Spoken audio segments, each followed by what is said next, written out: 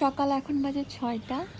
এই যে পরিবেশটা এত সুন্দর, ঢাকা শহরে আসলে এমন গাছপালা দেখা যায় না। সূর্য এখনো ওঠেনি, চারিদিকে নিস্তব্ধ এখনো। অনেক সুন্দর ঠান্ডা ঠান্ডা বাতাস, আবহাওয়া।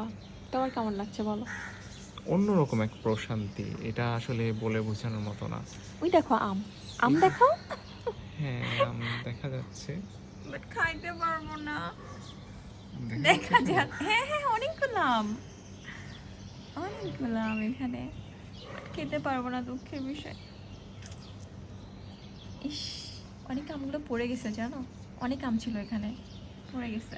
ওই যে ছোট ছোট আম পড়ে ছোট আছে, ছোট ওই আম যে পড়ে পড়ে গেছে, আছে আম। হ্যাঁ। মানে আম হচ্ছে এই ঝড় বৃষ্টি হয়েছে না, ঝড় বৃষ্টিতে আসলে অনেক আম পড়ে গেছে, তাই না?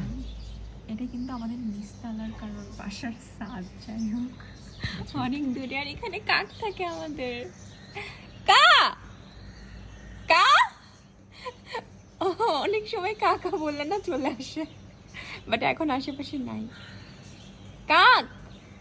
যাই হোক, এই সকালের কি বলবো, কি বলে এটাকে, সকালের মানে সকালের আবহাওয়াটা অনেক সুন্দর, অন্যরকম এক অন্যরকম প্রশান্তির, প্রশান্তির।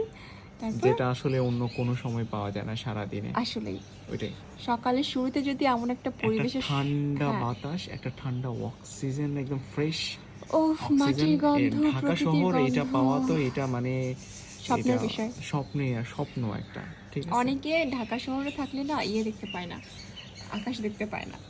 আকাশই দেখতে পায় না, এরকম But, গাছপালা তো দূরের কথা, দূরের কথা, আকাশই ফ্রেশ দেখতে পায় না। অক্সিজেন একদম গাছের কাছে, যে হাত যাই দিয়ে হোক, পাতা ধরা যায় এমন। সকাল সকাল যদি এমন একটা আবহাওয়ার সাথে মিশতে পারেন তাহলে আপনার সারাদিন অনেক ভালো।